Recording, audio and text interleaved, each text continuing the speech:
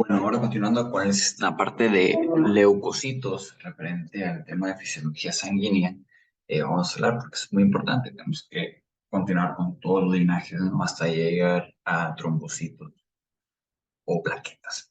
Entonces, ahora vamos a hablar sobre los leucocitos. Traducido de lo médico a lo cotidiano, sería células blancas sanguíneas. Y tal como tenemos aquí, vamos a hablar un poquito de cómo y dónde se forman. Estos se van a formar en la médula ósea. ¿Ok?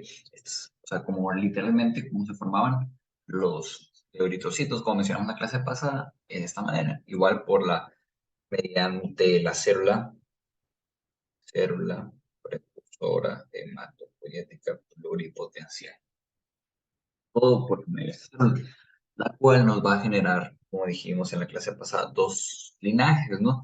El linaje mieloide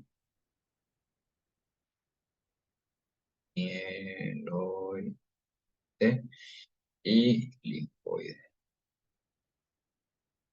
Del mieloide, como ya vimos, nos daban las diferentes células, incluso los trombocitos y los eritrocitos, pero realmente del linaje mieloide, en este caso lo que nos importan son los monocitos y los polimorfos, que son neutrófilos, basófilos y eosinófilos. ¿Ok? Y pues el linaje linfoide, estos nos van a otorgar los linfos tipo T, los linfocitos tipo B y las natural killer. Y Guyton menciona, ¿no? Esto lo vamos a poner como Guyton, que dicen que también se forman en el tejido linfático. Aquí una ligera discrepancia, o también juntando un poco de las dos literaturas que hemos leído, nos salen los libros de inmunología que no es así, que realmente bien se forman o sea, hace referencia a Guyton que este linaje de aquí se forma en el tejido linfático. Y no, realmente es de que como dijimos aquí, se forma en la médula ósea. Lo que sí pasa, lo que sí pasa, es que maduran en el tejido linfático.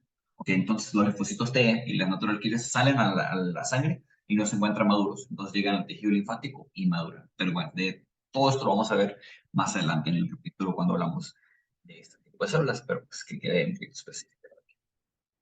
Ahora vamos a hablar sobre las generalidades de los leucocitos. Como ya mencionamos, van a provenir de un linaje mieloide.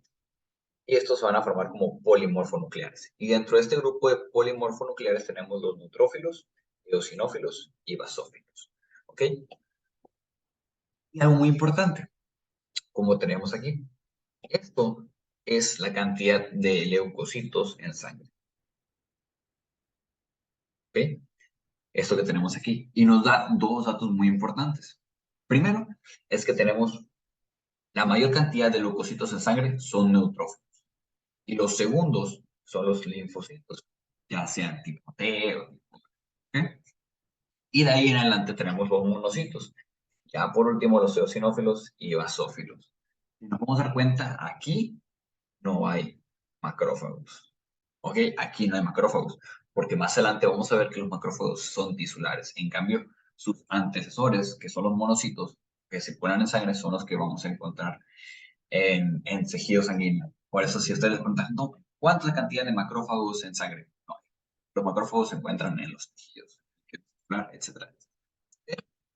Y también vamos a tener otro tipo de leucocitos, que son los mononucleares. Dentro de estos mononucleares tenemos los monocitos o macrófagos o los linfocitos. ¿Ok? Esta diferenciación este agrupamiento entre polimorfonucleares y mononucleares hace referencia a que son células que se encuentran con muchos núcleos. ¿Ok? En cambio, los macrófagos, los monocitos o linfocitos, pues tienen un solo núcleo, ¿no? Entonces, en una vista histológica es todo lo que podríamos ver. Y Guyton nos dice también que tenemos 7000 leucocitos por microlitro en sangre. ¿Okay? Este es el número, ¿no? No la media, más bien, es la media, no el rango. el rango pueda subir o bajar un poquito. Ahora vamos a hablar sobre cómo es que se forman estos leucocitos. Como mencionábamos anteriormente, vamos a tener estos dos linajes, el mieloblasto, bueno, el linaje mieloide y el linaje linfático o el linaje linfoide, por el linfoblasto y el mieloblasto, como lo hemos mencionado. Aquí tenemos esta imagen de aquí, a ver, bueno, se ve el zoom que está. Pero lo importante es que es lo que mencionamos anteriormente. El linaje linfoide nos va a dar los células T. En cambio, el linaje mieloide nos va a dar eosinófilos, basófilos, neutrófilos y monocitos. Bueno, monocitos. Y ya en tejidos, ahora sí, el macrófago se va a diferenciar. Digo, el monocito se va a diferenciar del macrófago. ¿Ok? Y tal como lo tenemos aquí, los monocitos y los granulocitos se forman en la médula ósea. Y el tiempo de vida, esto es interesante. Podemos decir que la vida media o la vida normal que tienen los leucocitos es muy similar entre los linfocitos y los macrófagos. Interesantemente, se dice que los macrófagos o linfocitos también viven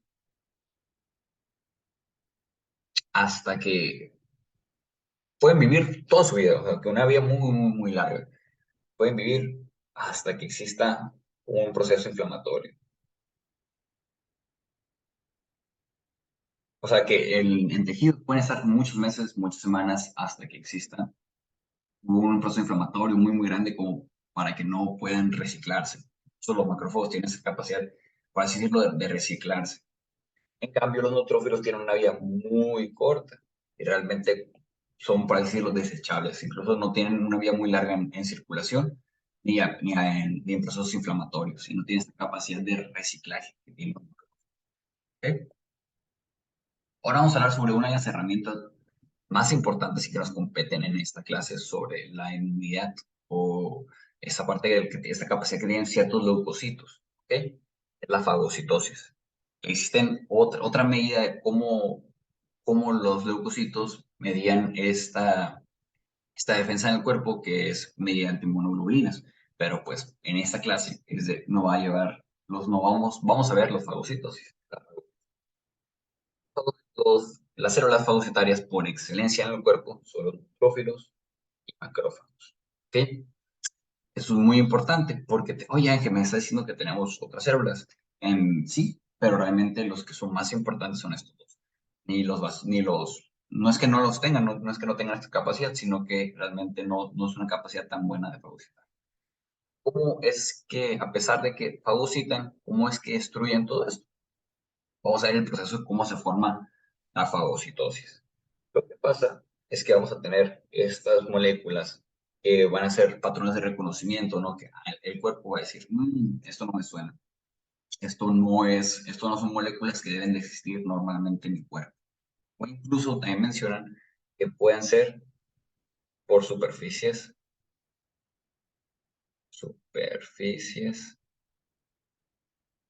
rugosas. Como normalmente tenemos superficies lisas en el cuerpo, esto hace que no se fagociten ciertas células que tenemos en el cuerpo normalmente, porque son superficies lisas. Las superficies rugosas como procesos inflamatorios, bacterias, etcétera, etcétera, también son más, favorece más que se puedan fagocitar. Entonces, estas moléculas o estos patrones que no reconoce el cuerpo como suyos, medían en una parte de que voy a fagocitar esta sustancia aquí, o las superficies rugosas. Entonces se van a formar dos pseudópodos, por así decirlo, van a abrazar a la bacteria o material que se quiera fagocitar. Una vez fagocitado se va a formar el fagosoma, que es la vesícula la cual va a contener el material fagocitado. Y ahora vamos a ver que existe un poder destructivo. Este poder destructivo puede estar mediado por dos formas, ya sea o explosión oxidativa. ¿Ok? Pero por excelencia, la que tiene más capacidad de destrucción es la explosión oxidativa. Vamos a ver cómo es que pasan todas estas cosas. El enzimático, pues mediante la unión del fagosoma con el lisosoma va a contener unas enzimas, las cuales una vez que se unen estas dos vesículas del lisosoma con la del fagosoma, se va a formar el fagosoma, el cual este va a vertir su contenido enzimático en esta vesícula para poder comenzar la destrucción. ¿Okay? Pero como dijimos, no es la que tiene mayor fuerza o la que tiene mayor capacidad destructiva. Realmente la que tiene mayor capacidad destructiva es la formación de radicales libres. Formación de radicales libres. ¿Ok? Esta es la que tiene mayor porcentaje de destrucción. ¿Cómo pasa esto?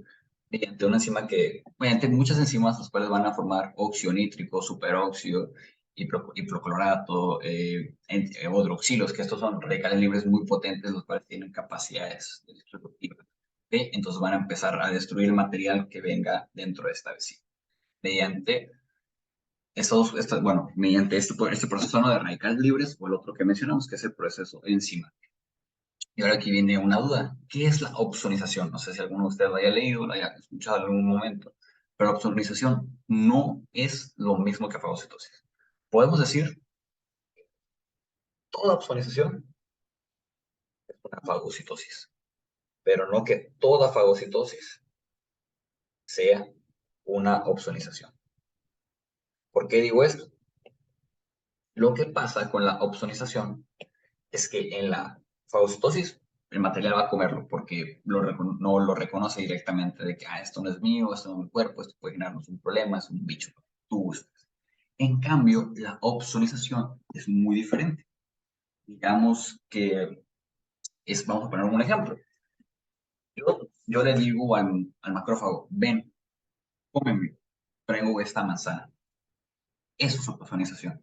O sea, el yo decirle, el yo favorecer, el llevarle, el presentarle este material a la célula que lo vaya a fagocitar, eso es opsonización.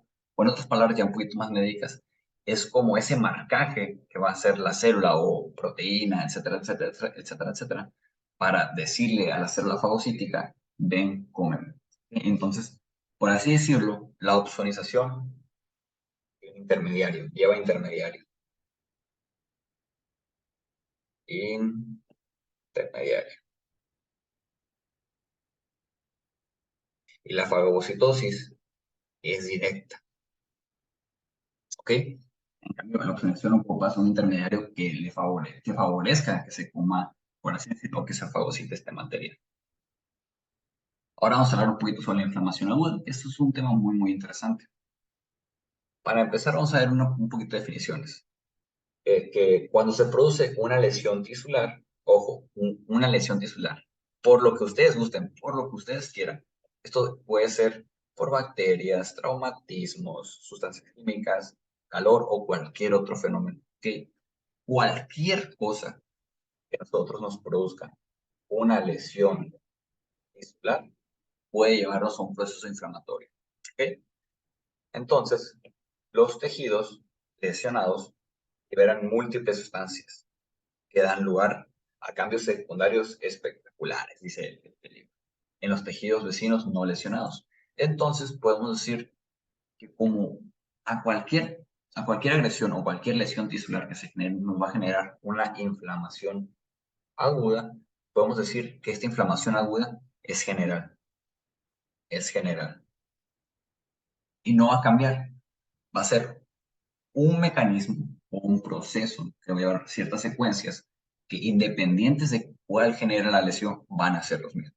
Sean bacterias, sean virus, sean parásitos, sean golpes, sean necrosis, sean lo que ustedes usen, siempre van a ser los mismos. ¿Okay? Entonces, esto es en general. No es de que hay una inflamación aguda para bacterias, no es que haya una inflamación aguda para virus. No, no. Todo es el mismo y la misma secuencia. Dentro de los signos cardinales de la inflamación es un punto muy importante y muy, muy, muy preguntado en todos lados. Entonces, vamos a ver cómo es que se generan estos signos cardinales.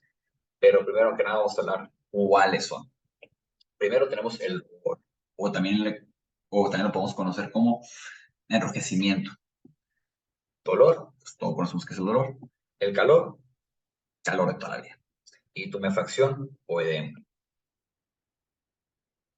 Edema. Bueno, para esto también. Y rubor, enrojecimiento. Enrojecimiento.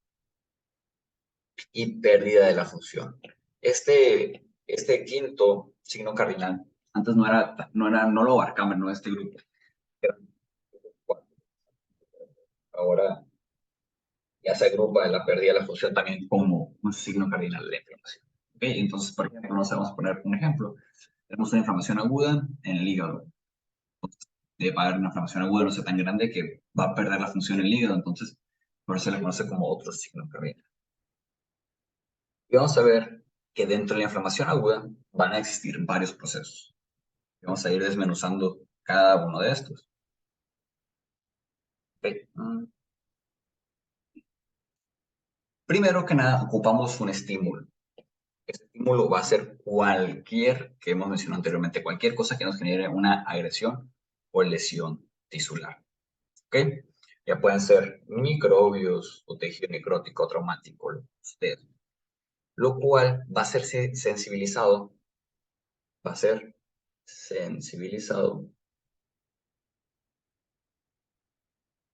por macrófagos tisulares. Por macrófagos ya sea tisulares, células dendríticas o mastocitos, los cuales van a estar pues a un lado de las células. Entonces van a poder ser capaces de reconocer estos patrones, ya sean de daño, etcétera, etcétera, etcétera, o asociados a patógenos. Entonces estos van a empezar a liberar enzimas. Van a empezar a liberar ciertos mediadores químicos de la inflamación. Mediadores químicos de la inflamación. Mediadores químicos de la inflamación. ¿Okay? Estos van a generar cambios, ahora sí como mencionaban en los tejidos, en las células vecinas. Entonces va a provocar ciertos efectos, por ejemplo, en la capilaridad de los vasos, los cuales van a generar vasodilatación e incremento de la permeabilidad vascular, lo cual nos va a generar un edema, el cual es un signo, ¿no? Que ya mencionamos, la tumefacción. Tumefacción. Y pues este aumento de vasodilatación es el que nos va a generar también el rubor o enrojecimiento. ¿Okay?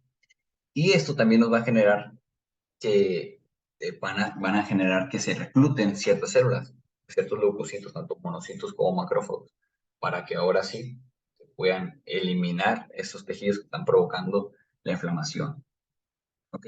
O eliminar tejidos muertos. Igual no, por cualquier cosa que genere este proceso de lesión tisular, para al final llevarnos a la reparación del tejido destrozado o el tejido dañado, ¿ok? Y dentro de esto el libro menciona que existen ciertas líneas de defensas que vemos aquí que es cierto, que se cumplen, que son reales. Vemos que la primera línea de defensa son los macrófagos tisulares. Y vaya, ¿qué dijimos? Que los primeros en darse cuenta son los que están las células alrededor del tejido dañado, que son macrófagos, células dendríticas y mastocitos. ¿Okay? Y que la segunda línea de defensa,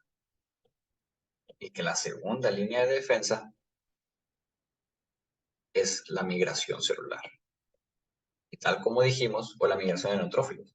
Esto va a generar, este proceso o este tejido lesionado va a generar que se recluten las células a través de ciertos mediadores químicos. Que vamos a ver cómo se llaman todos esos procesos y todos en gran complejidad. Entonces, es cierto, existe una primera línea de defensa que son los macrófagos y existe una segunda línea de defensa a la hora de reclutar los neutrófilos y monocitos. ¿Ok? Entonces vamos a hablar un poquito de todos los procesos que pasan. ¿Ok? Dentro de esto es importante conocer qué sustancias son las que generan todos estos cambios. Las primeras son las prostaglandinas. Que existen muchas prostaglandinas, pero pues en general sé que son las prostaglandinas. Los leucotrienos o eicosanoides en general, todo lo que estamos mencionando ahorita. También pueden ser citocinas, linfocinas, dice el libro, sistema del complemento y productos de la cascada de coagulación, productos de la cascada de coagulación. ¿Ok? Entonces, estos son los que nos van a generar todos estos fenómenos químicos y morfológicos a través de la inflamación.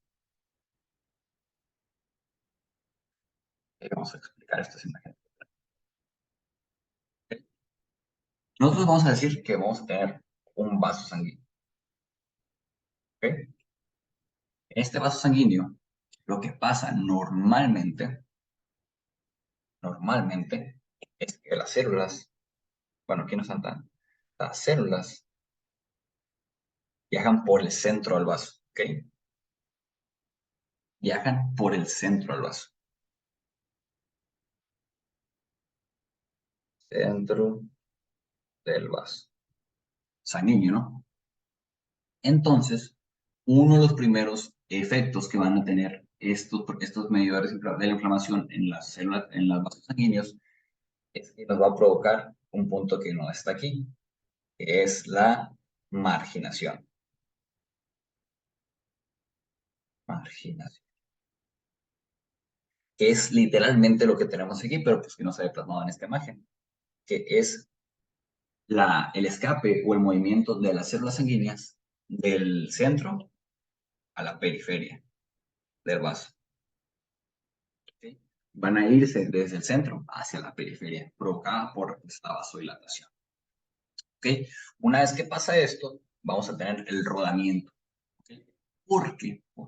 Porque estos medidores químicos de la inflamación, estos mismos medidores químicos de la inflamación, nos van a generar diferentes cambios en el endotelio vascular, los cuales van a empezar a sobreexpresar las E-selectinas y las P-selectinas. ¿Sí? Las cuales van a estar agrupadas dentro del endotelio en, bueno, las P-selectinas en los gránulos de Weibel Palade. Weibel Palade bodies. ¿Okay? Entonces, eso es lo que va a pasar. Que como dato curioso, estos gránulos de Weibel Palade también contienen factor de von Willebrand. Sí, el factor de von Willebrand. ¿Okay? Pues, entonces, una forma fácil de recordar que estos quesos que contienen estos gránulos son la W con Willebrand factor. Y la P de Weibel Palade es P selective. ¿Okay? Así me lo aprendí. ¿Okay? Entonces, lo que va a pasar es que en leucocitos que hacen neutrófilos, macrófagos, monocitos, bueno, neutrófilos y monocitos, vamos a tener un receptor que se le conoce como Cy-Lewis, el cual se va a unir con estas selectinas que tenemos aquí, tal como lo tenemos aquí. Y este hecho va a generarnos que nosotros tengamos el leucocito, ¿no? Primero va a irse a la periferia. Bueno, vamos a empezar que esto es el centro, ¿no? Va a irse a la periferia. Y cuando se empiezan a sobreexpresar en el endotelio, selectinas, y el Cy-Lewis en los leucocitos, lo que va a provocar es que se va a empezar a unir este receptor Cy-Lewis con las selectinas. Entonces, pero van a ser uniones débiles. Entonces, lo que va a pasar es que se va a unir, se va a unir, se va a despegar. Se va a unir, se va a unir, se va a despegar. Se va a unir y se va a despegar. A este proceso se le conoce como rodamiento o rolling. Bueno, rodamiento.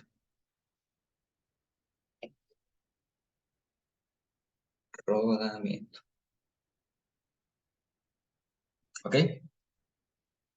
Pero en las células, lo que tenemos a tener va a ser unas moléculas de integrinas. ¿Ok? Células, perdón, moléculas de integrinas. Acá están las integrinas. Que van a encontrarse los leucocitos. Y en el endotelio vamos a tener unas moléculas que se llaman ICAM, o ligando de integrina. Esta es la que van a provocar, es que ahora sí estas moléculas de integrina con las ICAMs van a provocar que se hagan uniones del endotelio con el leucocito, pero muy, muy fuertes. Esto se le va a generar, se le va a dar el nombre de adhesión. Adhesión. Y una vez que pasa esto de la adhesión, vamos a tener un aumento de la vasculariedad, de la permeabilidad vascular mediada por las prostaglandinas, leucotrienos, serotonina, etcétera, etcétera, varecina, lo que se guste. Una vez que el leucocito ya esté unido en sus dos partes por la integrina y por la ICAM, mediante esta retracción del endotelio o esta contracción endotelial, se van a generar unos espacios por los cuales va a pasar el leucocito mediante un proceso que se llama diaperesis. Diaperesis. ¿Ok? Eso es en general todos los procesos que pasan a través del vaso sanguíneo. Bueno, me faltó uno. Ese proceso de migración. Bueno, el hecho de que pasen, desde el vaso, hacia el espacio extracelular se conoce como migración, pero el proceso exacto del cual atraviesan el endotelio se le conoce como diapedesis. Se exprime el leucocito y pasa a través del vaso. Entonces, diapedesis es el proceso por el cual se exprime el leucocito para atravesar el endotelio. El proceso de migración, que es el que tenemos aquí, es el proceso de salida, o sea, que en general salga el vaso, digo, la célula, o el leucocito en este caso, el leucocito, al espacio extracelular. Y a veces,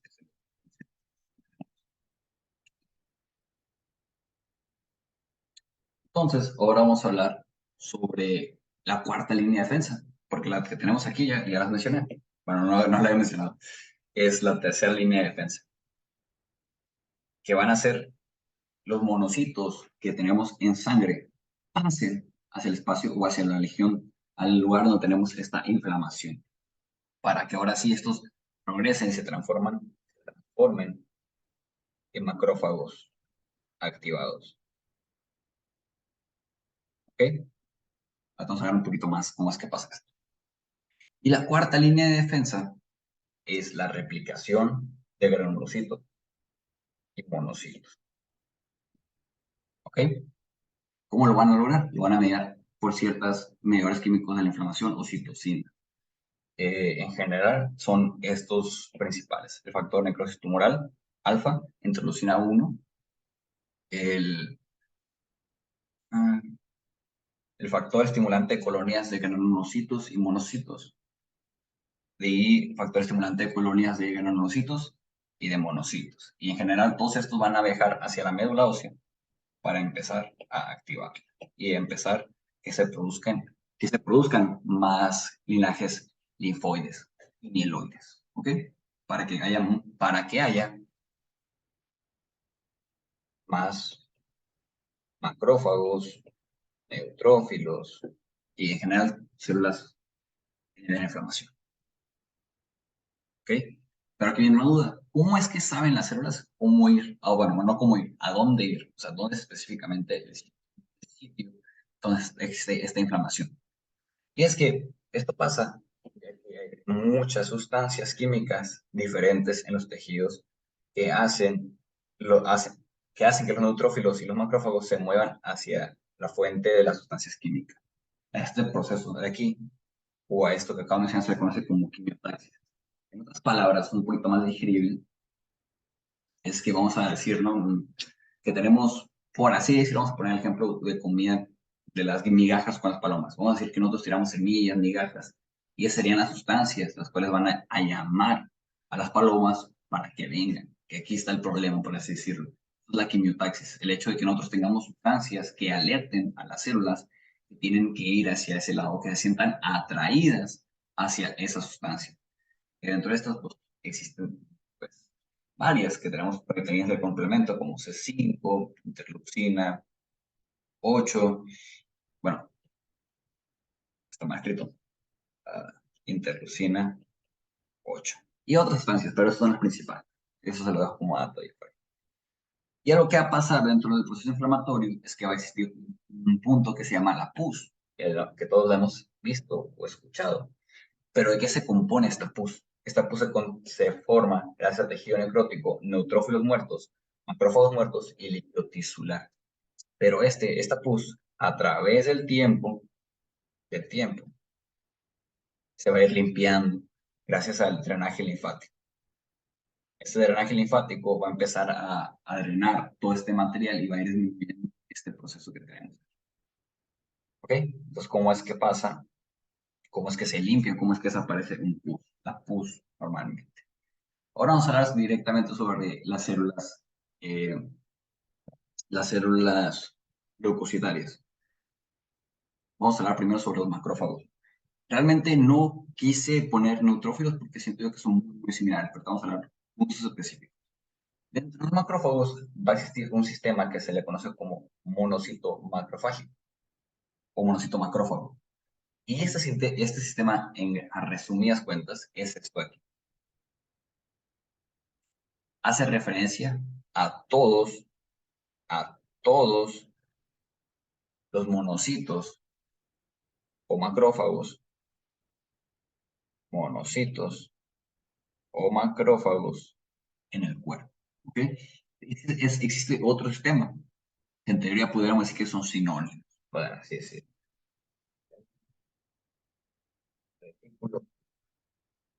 Endotelía. Este lo único que hace es que aparte de esto aquí, abarca también ciertos tejidos linfáticos, como nódulos linfáticos, etcétera, etcétera, etcétera. ¿Ok? Esas serían un poquito las diferencias. Pero en teoría mucha gente los pone como sinónimos. Es el sistema monocito macrofágico y nada más habla sobre el sistema de retículo endotelial. ¿Ok? Y esto que tenemos aquí es, por decirlo, un esquema, vamos a decirlo, de los monocitos y macrófagos. Para aclarar, vamos a decir que los monocitos los encontramos en sangre. Los macrófagos los encontramos en tejidos. Y en ciertos tejidos pueden cambiar los nombres, los macrófagos, como es lo que tenemos aquí. Por ejemplo, en la médula ósea y en la sangre vamos a tener los monocitos. El sistema nervioso central vamos a tener la microglia. En el hígado, las células de Kupffer. En pulmones, macrófagos alveolares. En el hueso, osteoblastos, y en tejido conectivo o en piel, histiocitos. ¿Ok? Esos son los otros nombres que reciben los macrófagos tisulares en ciertos tejidos. Importantes de conocerlos, muy preguntados muchas veces. Y aquí vienen ciertas diferencias, vamos a poner eso, entre los macrófagos y los neutrófilos. Un poquito más lejos. Primero, los neutrófilos. mm,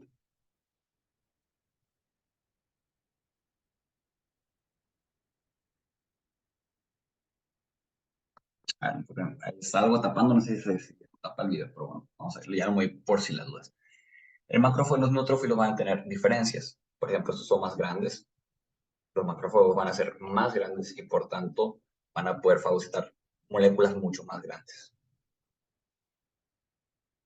Que si esto es muy resumido, pequeños. Son fagocitarios por excelencia los dos.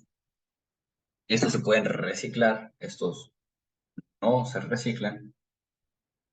Y un dato interesante es que los neutrófilos de aquí, se asocian muchísimo, muchísimo, muchísimo con infecciones bacterianas. ¿Ok? Infecciones bacterianas. Es importante porque ahorita vamos a hablar sobre otras células que se asocian mucho con otro tipo de infecciones, contra otro tipo de patógenos. ¿Ok? Pero pues en grandes rasgos esos son los datos interesantes, ¿no? Y los neutrófilos se encuentran en sangre. Vamos a ponerlo también. Los macrófagos en tejidos, bueno, tejidos, y los neutrófilos en sangre. Son las diferencias. Pero en teoría son células muy, muy, muy similares en sus funciones, no en cómo se parecen. Ahora vamos a hablar sobre los eosinófilos. Los eosinófilos se producen a menudo en un gran número de personas con infecciones parasitarias. ¿Ok? A los eosinófilos, por así decirlo, lo podemos resumir como para infecciones parasitarios. En cambio, los neutrófilos, como ya anteriormente mencionamos, los relacionamos con infecciones bacterianas, ¿ok? Esto lo que va a provocar es que migran hacia los tejidos donde se encuentran los parásitos, porque como dijimos, se relaciona mucho con con ese tipo de inflamación. Pero realmente estos eosinófilos no son células muy grandes y tampoco no tienen una capacidad fagocítica muy grande. Nace la duda, cómo es que destruyen organismos muy grandes como los parásitos? Esto lo hace mediante tres sistemas. Estos se unen a los parásitos y liberan ciertas enzimas, las cuales catalizan sus membranas y dañan a estos organismos. Y también por la formación de especies reactivas de oxígeno o radicales libres, tales como anteriormente mencioné. Y la más importante, o la que se considera una de las más importantes, es que liberan una proteína principal básica. La proteína principal básica. Entonces, en teoría, esos tres mecanismos son los que influyen para la destrucción, o pues, la destrucción de estos parásitos o estas infecciones parasitarias. Y pues realmente, no todas las infecciones parasitarias, no, pero pues en algunas. Y estos también, como dato curioso, tienden a acumularse en zonas donde ocurren reacciones alérgicas. ¿Esto por qué es así? Bueno, vamos a ver, bueno. Vamos a pasar primero con esto para poder explicarlo. Vamos a hablar sobre los mastocitos y basófilos. Aquí viene un dato importante. En teoría, en el capítulo no habla de los mastocitos. Son muy similares en sus funciones, pero aquí viene la diferencia. ¿Y por qué no lo menciona en el capítulo? Porque estamos hablando de biología sanguínea. Y principalmente los mastocitos no los tenemos en sangre. Los basófilos sí los tenemos en sangre, pero los mastocitos se encuentran única y exclusivamente en mastocitos. Y por eso los encontramos en nuestro recuento sanguíneo leucocitario, como en el cuadro que mencionamos al principio. Los dos van a liberar braicinina, histamina, heparina y serotonina. ¿Ok? Esos mediadores químicos de la inflamación, cuáles son los que van a provocar todos los que anteriormente mencionamos. Y los dos son sensibles a una inmunoglobulina E. Monoglobulina E. La cual es una hipersensibilidad tipo 1. Hipersensibilidad tipo 1. La cual es la que genera ciertas reacciones alérgicas. ¿Ok? Entonces lo que va a pasar es que ciertas moléculas que liberan los basófilos o mastocitos, o basófilos y mastocitos, van a generar quimiotaxis, quimiotaxis ah, hacia los eosinófilos, y pues es que los vamos a encontrar en tejidos donde ocurra mucha alergia o muchos procesos alérgicos. Porque como dije, estos basófilos y mastocitos van a ser los encargados en las respuestas alérgicas. Las respuestas alérgicas se medían por IgE o por una hipersensibilidad tipo 1. Entonces, muchas de las sustancias que liberan los basófilos, mastocitos, van a generar una quimiotaxis hacia los eosinófilos. Y por eso también los podemos encontrar aumentados. Entonces, si nosotros dijimos que los eosinófilos eran los reyes de las infecciones parasitarias, los neutrófilos, los reyes de las infecciones bacterianas, los mastocitos, lo vamos a decir, mastocitos y basófilos, vamos a decir que son los reyes de los procesos alérgicos,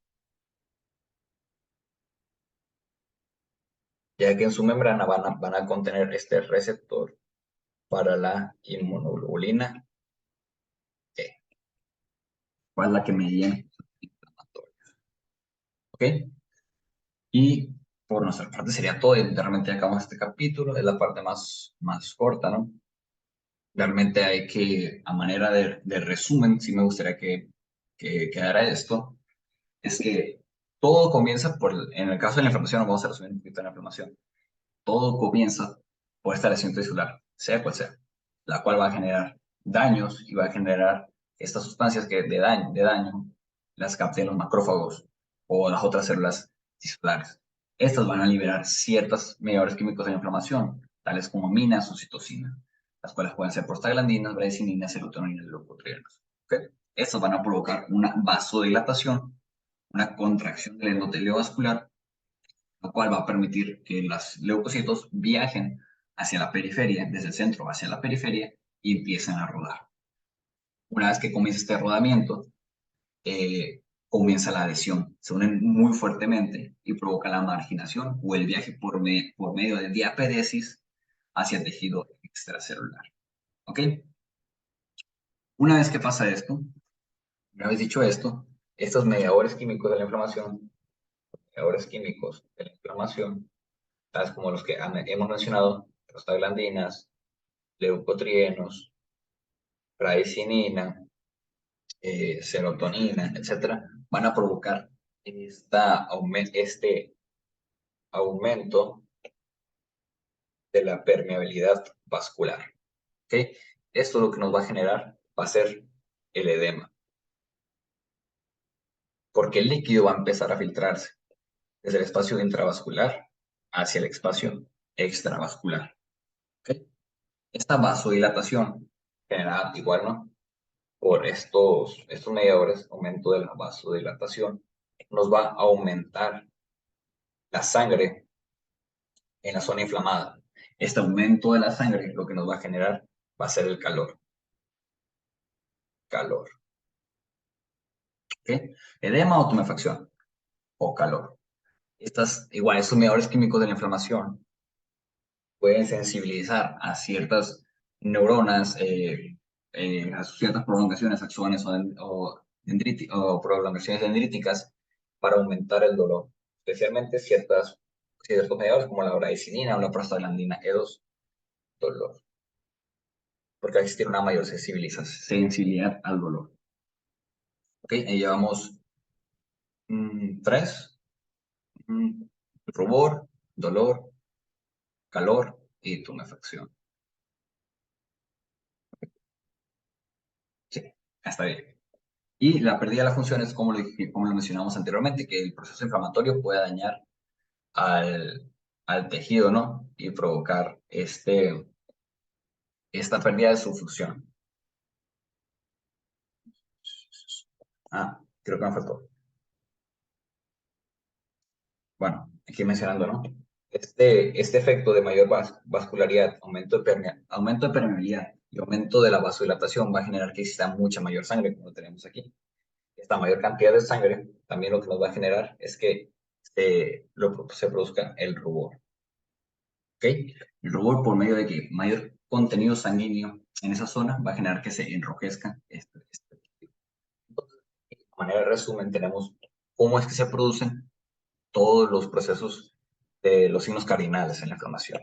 Que tenemos el edema, que tenemos el calor, el rubor y el dolor. Y también pues perdía la función, como anteriormente lo. Y por parte de todo el capítulo del leucocito.